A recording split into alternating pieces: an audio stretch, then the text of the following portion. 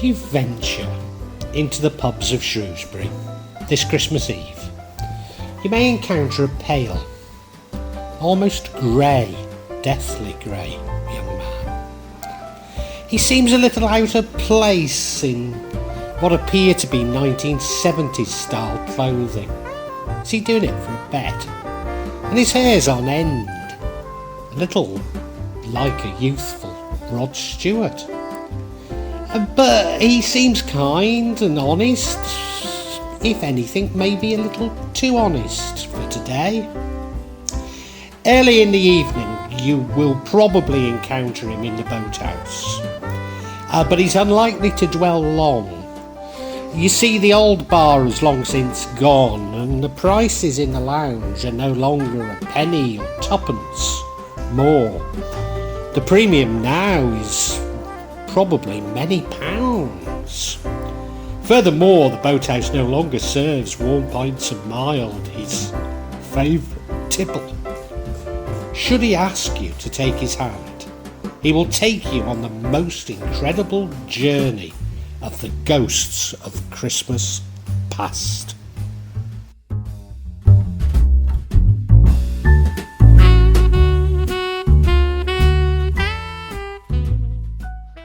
First, we will walk through the quarry and visit the statue of Hercules.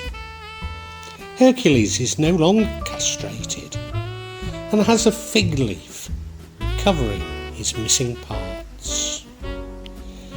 But Hercules is connected to Condover Hall. In fact, he used to stand in Condover Hall prior to his castration. And the legend of the Bloody Hand should be of interest to us. While there's no real evidence of Lord Knyvett and his murdering son actually having lived in the hall, our guide insists that as a child he saw an impression of the incriminating hand on the kitchen stairs.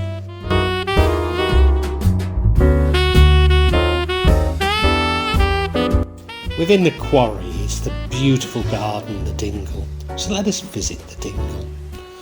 But it was in the dingle where we will meet Mrs. Foxall, who was burnt at the stake here in 1687 for the murder of her husband.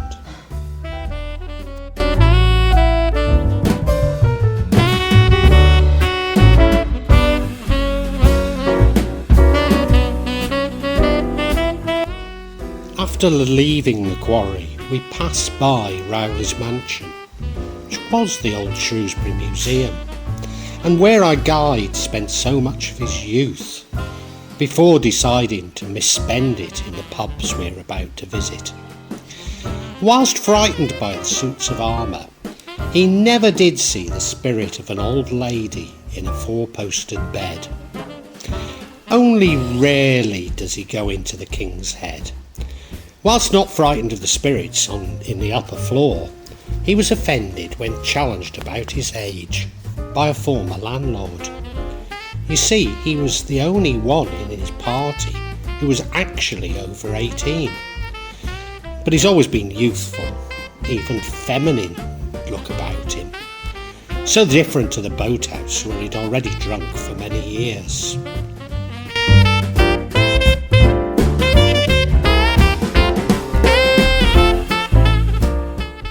Another pub that you'll rarely see him in is the Hall in the Wall, which he insists on calling the Blood Tub. But he does like to flirt with Lady Sarah, the girl who kindly haunts its premises. As we emerge up Gollick Passage, the Old Market to the Old Market Square, do see if you can spot a double V or VM carved on some of the buildings. These are to protect the inhabitants from witches, although they don't always appear to work. Nor did the witches' knots found in the house in nearby, the first found in the house in nearby Wellington.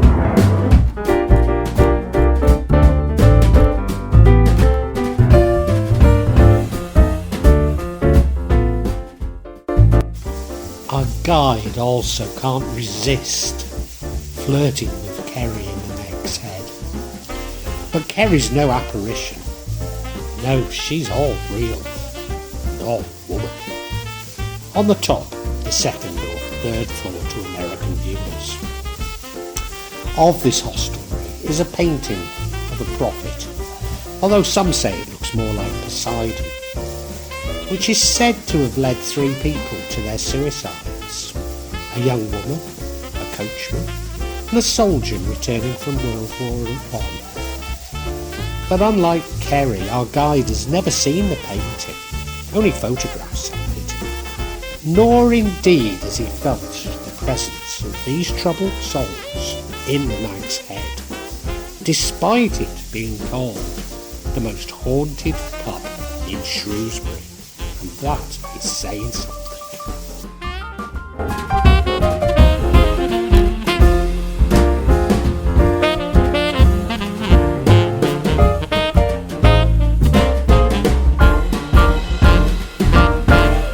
Just occasionally our guide will pop across the road to the Lion Hotel, especially if he's with his old friend Colin, who now seems to own most of the buildings around the Lion. Henry Tudor House wasn't a pub during his youth, but he may dwell a while to pay respects to the soldiers who died on Bosworth Field, who may be found enjoying a final memory of merriment in Barracks Passage. In the Lion, our new friend insists that Thomas de Quincy can be found in the bar consuming copious amounts of opium. We cannot feel or detect him at all. In the Lion there is supposedly a grey lady, but rarely has our guide encountered her. You see, she's normally found in the ladies' powder room of the Adam Ballroom, and despite scurrilous graffiti in the girls' toilets at the high school, he would rarely have been seen in a powder room, nor indeed in the girls' toilets at St. Winifred's convent, whatever the nuns might suggest. Despite this St. Winifred or Gwenvery Sant is very dear to him. Indeed, he sought her blessings at the spring in Holywell, Flintshire, which emerged after a suitor, Caradog, decapitated her. Fortunately, her head grew back immediately, but Caradog fell dead on the spot.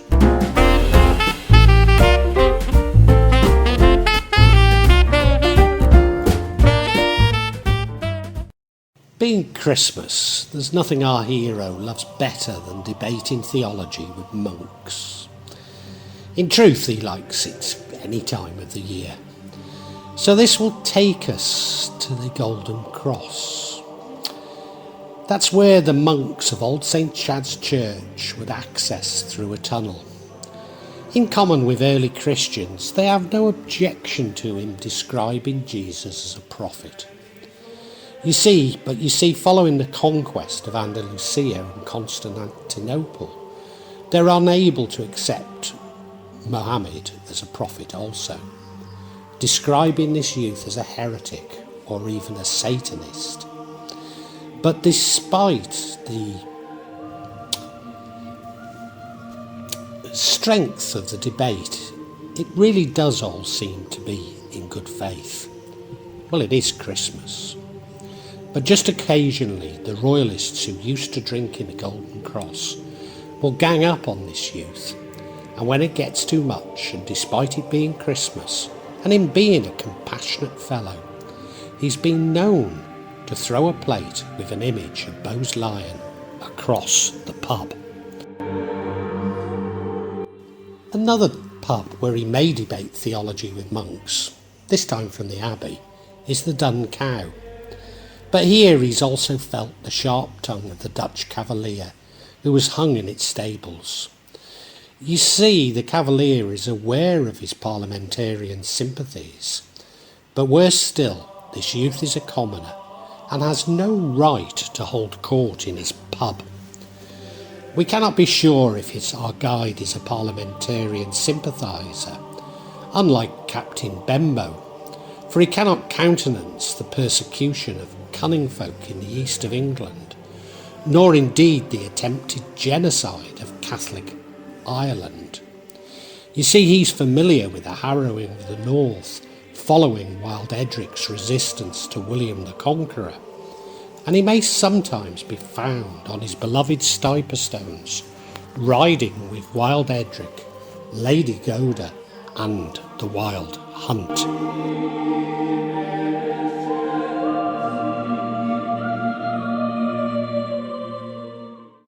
Shrewsbury itself was not immune from such persecution of Catholics.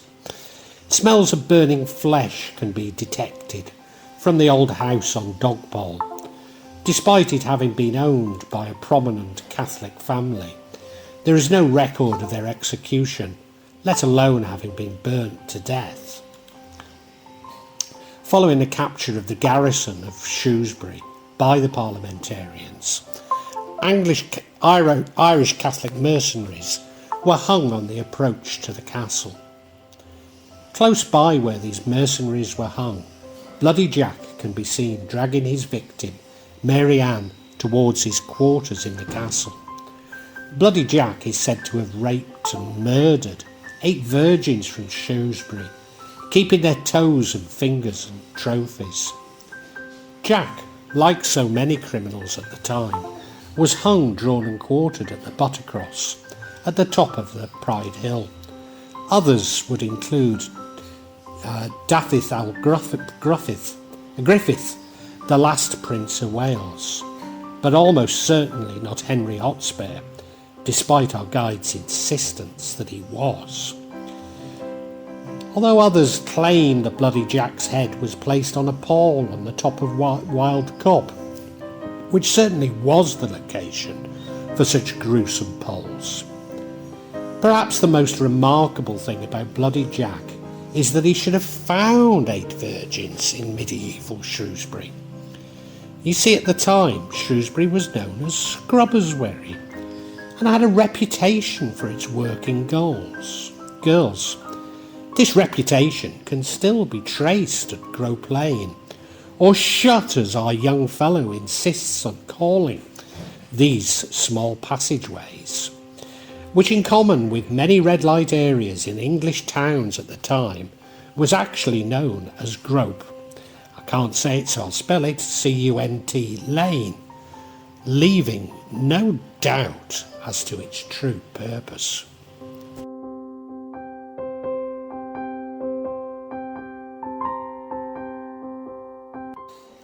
Across from the castle is the library, the original Shrewsbury School, where another grey lady may be found. There's also said to be the ghost of Shrewsbury MP Thomas, or was he simply a councillor? But a great Salopian name, whatever, at the station. He was killed when the roof collapsed due to the weight of snow in 1888. But we'll not dwell in this area, nor indeed the Dana, which is said to be the most haunted prison in England, and as yet another grey lady.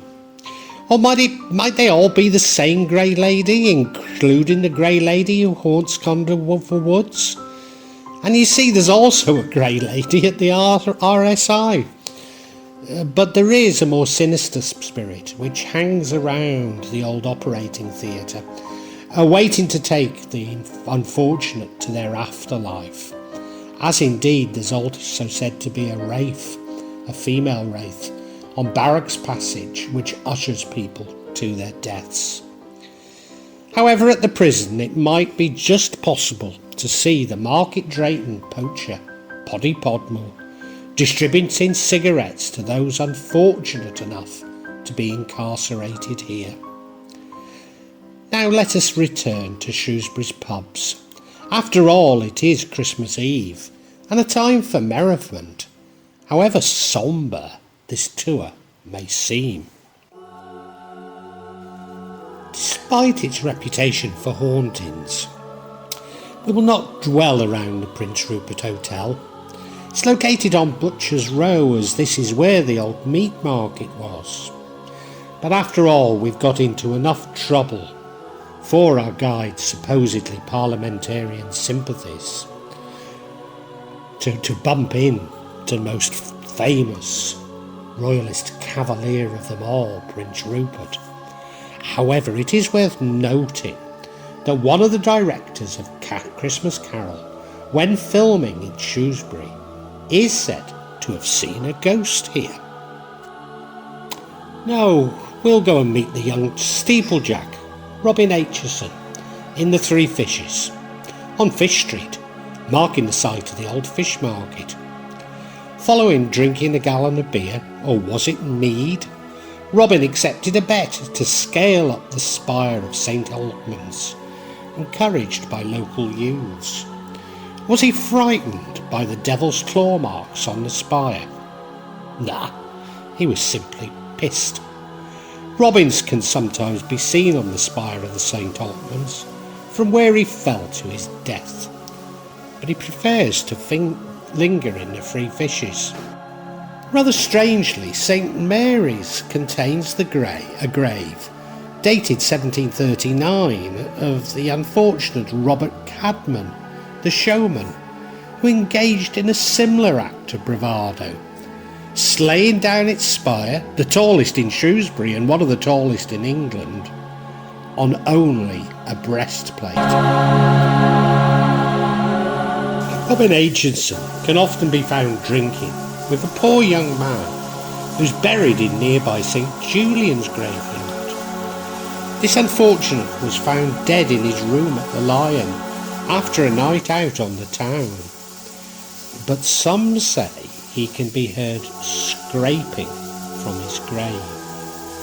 Was he actually dead or simply drugged by a landlord for refusing to pay his bills, some claim? Being already well into his gallon of beer, or is it mead, Robin is too incoherent to be a reliable witness. Now I realise this may be harrowing for you, but our journey is not yet complete. You took the youth by the hand, and that is your contract, not simply with him, but with the world beyond the grave. You must never, never break a contract with the paranormal, for you and your ancestors will be cursed for 7 generations. So endure a little longer, and then you may celebrate Christmas.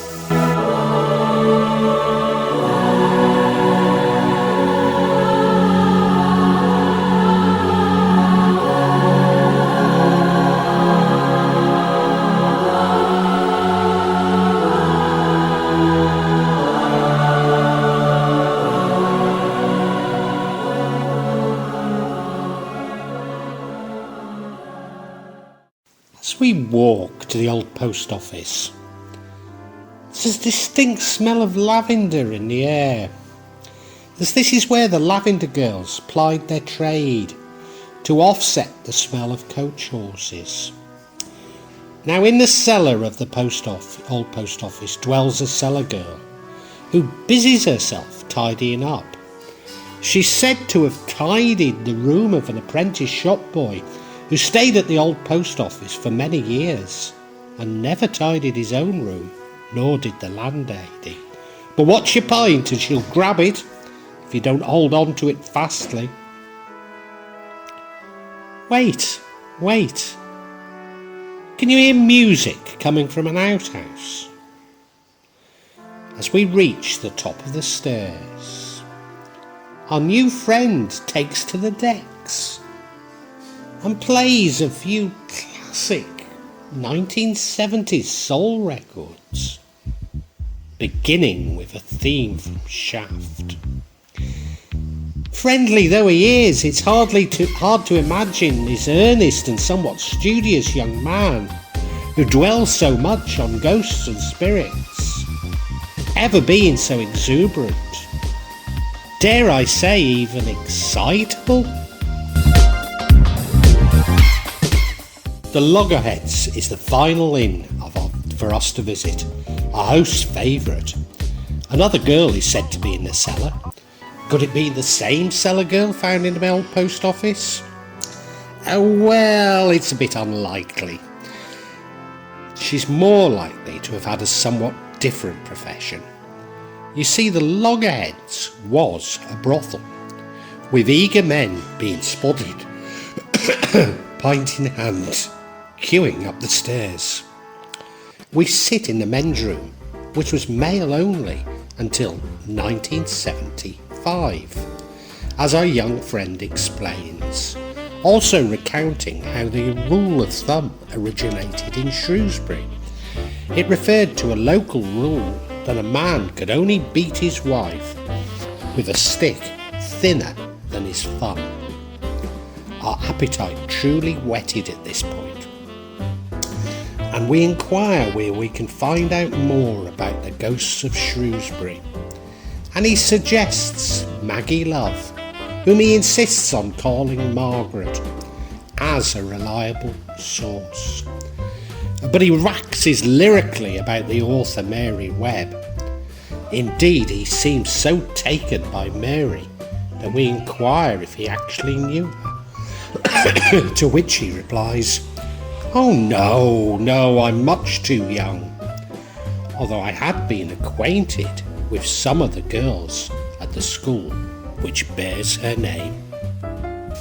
It's already 11:30 and our journey is over, but there are some important tasks for our guide to perform. You see, it's Christmas, and this youth is an altar boy at St. Chad's, and we must get there in time for midnight mass. Despite in the graveyard of St. Chad's one grave being marked Ebenezer Scrooge, he insists this is simply a film prop, and that we must go directly to the church itself. As we reach the church, we're met by the voluptuous Julia. It would seem that despite him flirting with girls in every pub, this is our host's long-suffering girlfriend. We're then but greeted by Tom, his friend and another altar boy at St. Chad's, along with his girlfriend, and you'll never guess who it is. It's none other than the local spirit guide and a youthful Maggie Love. Now it's time to celebrate our Mass and bid everyone a very Merry Christmas. I guess you're wondering what became of the youth. Well, he found peace up a remote mountain in Java, and I think he's accepted that he will never visit Shrewsbury again, only in spirit. You see, he was forced to get a digital ID, and now suffers from all the bureaucratic restrictions that will come with this.